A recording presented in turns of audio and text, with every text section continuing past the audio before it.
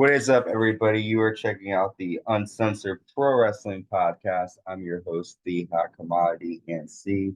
I'm joined today by my hot commodity. Me. What's your name, me? And that's your name. You have a sweet name. My name's Ian too. So we are covering our Attitude Years, and we have made to the first ever SmackDown. That's a weekly series. The first one was in April, but now after this episode, we get a weekly rendition of SmackDown, The Rock's show. What do you think of that? Did you watch it on Thursdays? Yeah, I was so excited that they were gonna have 2 a week. I loved it. I remember they did one, and then they waited a few months, and then they did it as like a weekly. So this is the first episode of the weekly edition, and again, we're covering SmackDown from August 26, 1999, in Kansas City, Missouri. You were not yet a freshman, right? What year was it? Well, it was August 99. You would have started. I would have started in September, the next month. Well, No, you were that waited. month. You started in school on August 30th. But you were a freshman in 99? I graduated in 2004, so Yeah. I started in 2000. Yeah, so I was in 8th grade then. Yes, you have been just starting, about to start 8th grade. Yeah. Okay. That's a little nice, idea of how old you were back then. Yeah. So you'd have all been into it. So new WWE Champion Triple H and Chyna come out last week on Raw. Triple H demanded a rematch against Mankind from SummerSlam, and he ended up defeating Mankind to become new WWE Champion. So Triple H grabs the microphone and he says, "Normally I would have just 2 words for you, but tonight I got about 4. I am the WWE Champion. For each and every one of you that said I couldn't do it, well, Monday night I did it. I turned it around and crammed it down your throats. I proved to the world what I said I was. I am the game. Not Stone Cold Steve Austin, not Mankind. None of them could beat me. After I got done with Stone Cold Steve Austin at SummerSlam, I was able to beat Mankind on Raw. You can line them up and I'll mow them right through." The Rock comes out and The Rock says, "How dare you, little jabroni, come onto the People's Show SmackDown and run your mouth. If you are the game, quite frankly, you need to go back to the drawing board because your game sucks. Ooh. The Rock will beat your monkey ass and win that title." Triple H says, "Rock, if you want to play in this game, you got to be in my league." Rock says, "You left The Rock with 3 choices. The first choice is starting the promo over again. The second choice is take that title and stick it straight up your ass." And the Triple H says, "Pal, you can't even hold my jock." The Rock says, "Know your role and shut your mouth." Rock's third choice, walk down the People's Ramp, listen as they chant my name, take his $600 shoe off, and stick it straight up your candy ass. That's when Commissioner Shawn Michaels comes down, and Shawn Michaels says, "Hold on, if we're going to do this, let's make it official. If the people want it, they shall receive it. Tonight, The Rock will take on Triple H, and the WWE Championship will be on the line. Just to make sure there's no crooked refs, there's only one man you can trust to be the law and order, and that's me, Shawn Michaels." Shane McMahon comes out. Shane says, "As owner of WWE, I will be the special second guest referee to keep my eyes on you, HBK." Shawn says, "You're going to be busy tonight coming off of a 4-star performance at SummerSlam. You won't be able to help me referee. You will be taking on a man that you screwed last Monday." And Mankind comes out. Mankind says, "All this talk about screwing has gotten me all excited." And then Mankind and The Rock run to the ring and they attack Triple H and Shane. The Mean Street Posse run out, but they get attacked as well. So what do you think about this match being set up with Triple H defending against The Rock? Well, this is was this right after the pay-per-view? This was a couple of nights after SummerSlam. Okay. Yeah. Well, I never got to see the pay-per-view, so it was kind of cool, like when they would do stuff like this on the Raw afterward. So I was excited to see that. And this was like the best time because it was like at the top of Stone Cold, The Rock, Triple H. Like this was an awesome time in wrestling. So every show was like really good. I agree. I was excited that we get a title match, like you said, on the main event. And it was great to have like a second show every week because before that it was just on Monday. Right. And then there was like these shitty shows on Saturday and Sunday called like Superstar. Metal. And yeah, yeah, but even before that, it used to be Superstars on Sunday morning and Live Wire on, I remember live. and then they started doing Sunday Night Heat too. Are we up? Are they already doing Heat at this point? They've been doing it now for almost a year. So okay, Yeah. All right, well, let's move on to our first match. Intercontinental Champion Jeff Jarrett with Deborah and Miss Kitty taking on Mr. Ass.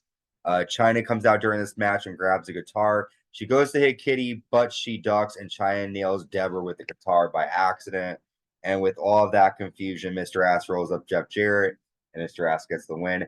After Mr. Ass goes to Moon Chyna, but Chyna nails a low blow. So it seems like we're getting these three are fighting for the Intercontinental title. What do you think of the match? it was cool. I loved having Chyna in the run for the Intercontinental title.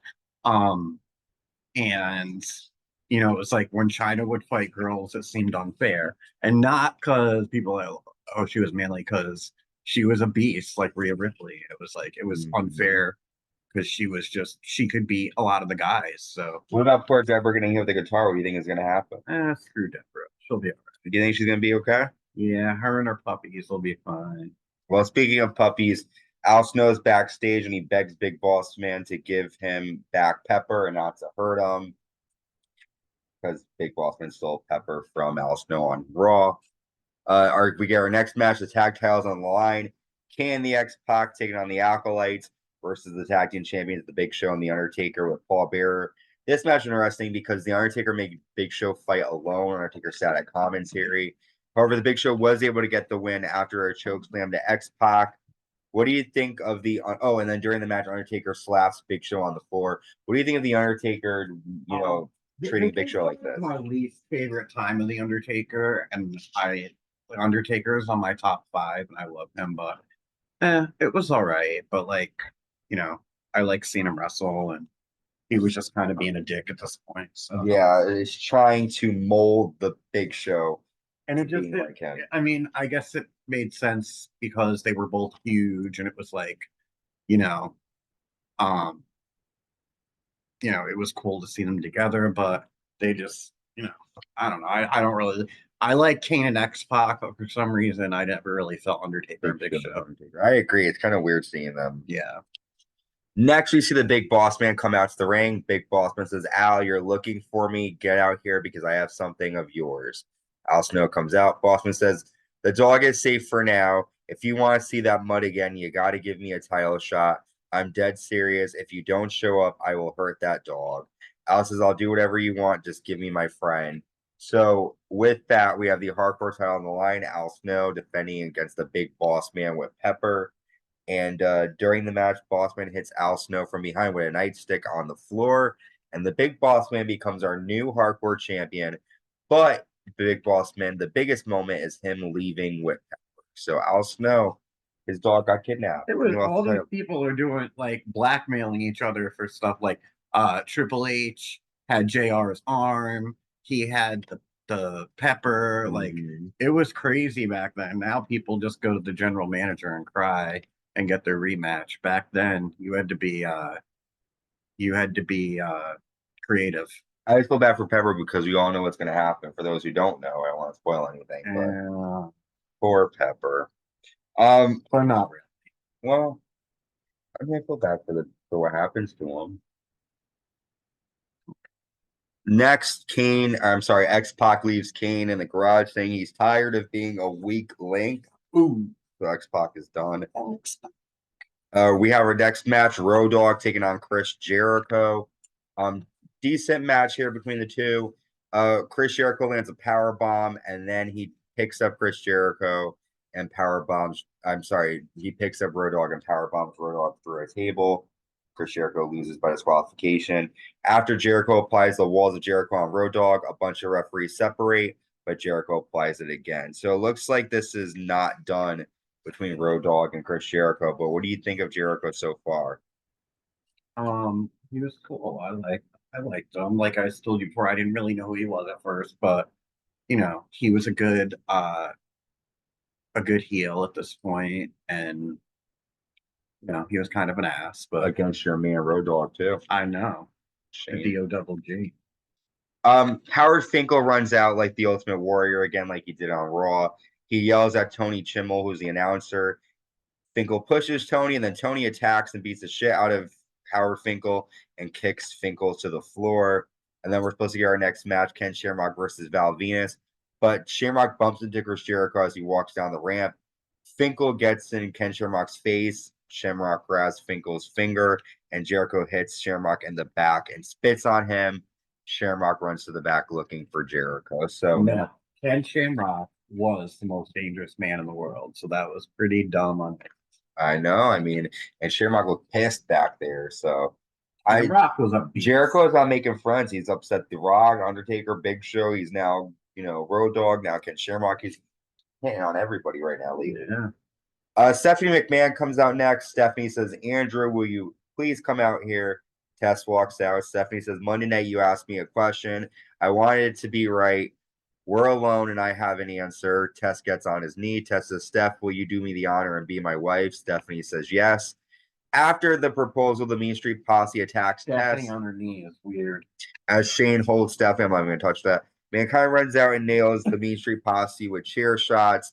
Mankind says, leave those two alone. You and I are going to have our match now. I will let you have one shot against me. So let's talk quick. What do you think about Stephanie and Tess getting married? I liked it. Then Test was cool, and everybody hated the corporation and Shane, and it was a cute little story. And it was just another way for the corporation to. It's random the way he randomly just fell for her, but yeah, it was quick and kind of weird, but we're gonna see the true Stephanie soon. Mm-hmm. Our next match, Shane McMahon versus Mankind. Shane hits Mankind from behind with a chair, but that doesn't really do much. Mankind, I do too. I want them to come back. During this Mankind Shane match, the Mean Street Posse attack Mankind. Tess attacks the Posse. Harrison and Briscoe attack the Posse as well, and Stephanie chokes Pete Gas.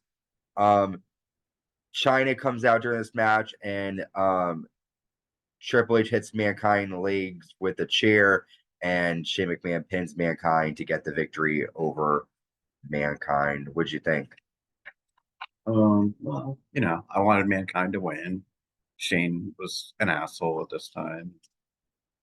He's doing well. He didn't beat Mankind last time, but Shane McMahon has a good year so far, 99. Shane O'Mac was hitting him. Ken Shamrock makes Howard Finkel shit himself basically in a garage because he's arguing with him.